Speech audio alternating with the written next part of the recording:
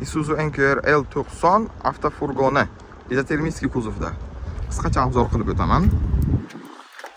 Salonda elektrik siklopodiyomnik, sentr zamok, bokovoy oynalar qizdirish tizimi, kichkina yon oynachasi bor, konditsioner bor, sidenya rul regulirovka bo'ladi, tepasida bunaqa polochkachalari bor.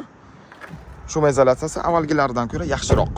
Balon 12,5 razmerda, 1 sin turibdi, 155 ot kuchli motor, turbina, injektorli, 6 korobka.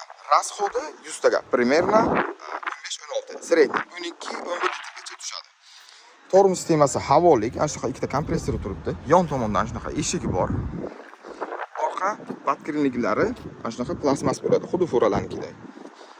Yana orqasida lestnitsamiz bor. Chiqish uchun bunaqa держателlar bilan alyumin tuga. Kuzovni ochib ko'rsataman. Devorni qalinligi 4 sm. Ichi utsuplonniy. Ichida 1 2 3 4 5 6 7 8 ta profil turibdi. Ana shuncha qalinligida. Qorin bermaydi, shishmaydi, yirtilmaydi, sinmaydi, treshina bermaydi. Juda ham mustahkam. Kuzovni kattaligi, uzunligi 570, balandligi 220, eni 210.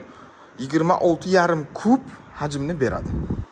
Xo'sh, yana yon tomonidan shunaqa instrumentlar uchun yashigi bo'ladi. Baki 140 litrlik. Siz bunga bemalol gaz quysangiz bo'ladi. Gazni ham narxi shu 30-35 million atrofida. Koreyskiy kompyuterlar bilan. Mashinamizning narxi esa 665 million so'm. Kimga qiziq bo'lsa, telefon qilinglar, murojaat qilinglar. Yana qo'shimcha ma'lumot beramiz.